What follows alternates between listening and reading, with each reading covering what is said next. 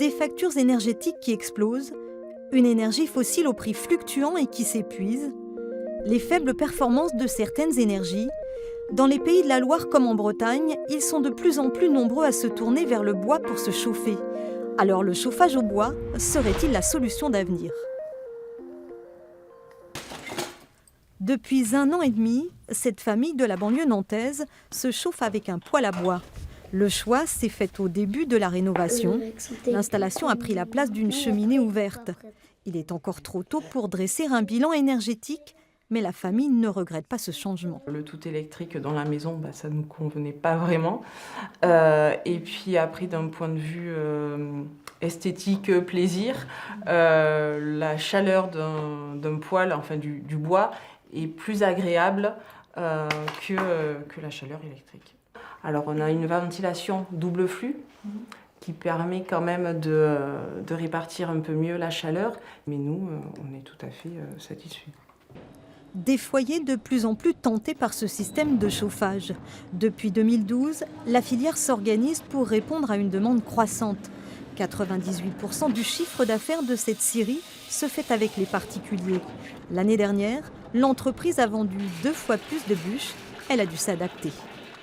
Nous, on s'est mécanisé pour pouvoir produire un maximum de bois bûches et aussi dans la bûche elle-même pour qu'elle soit prête à mettre dans le foyer. Puisqu'avant, on arrivait avec du 1 mètre que l'on coupait chez le client. Maintenant, le bois bûche est arrivé soit en 25, 33, 40 ou 50 directement chez le client. Dans le conditionnement, on ne baigne pas, nous, le bois chez le client, on le conditionne pour que ce soit plus propre. Nous, dans un premier temps, on faisait du séchage naturel sur plateforme ou sur des palettes pour sécher. Et puis, les appareils sont de plus en plus performants, demandent un taux d'humidité de plus en plus bas. Et alors, de par notre région, où nous, l'hygrométrie est quand même assez élevée, on avait du mal à descendre pour répondre aux exigences de ces appareils. Donc, nous avons été obligés d'investir dans un séchoir.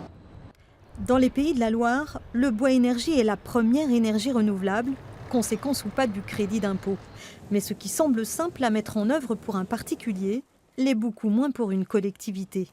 En 2010, la ville de Vezin-le-Coquet en Bretagne a installé une chaufferie collective. 500 logements, des bâtiments communaux chauffés au bois. Un exemple en la matière, pourtant rare.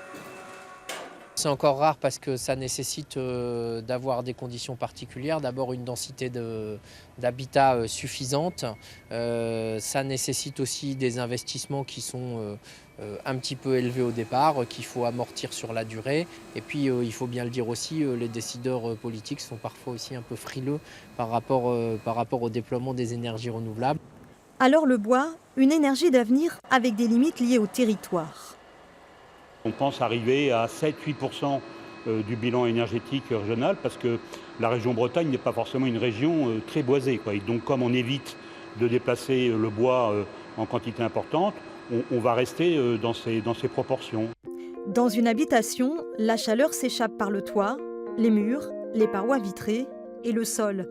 Aujourd'hui, le combat, c'est l'isolation, car l'énergie la moins chère est celle qu'on ne consomme pas.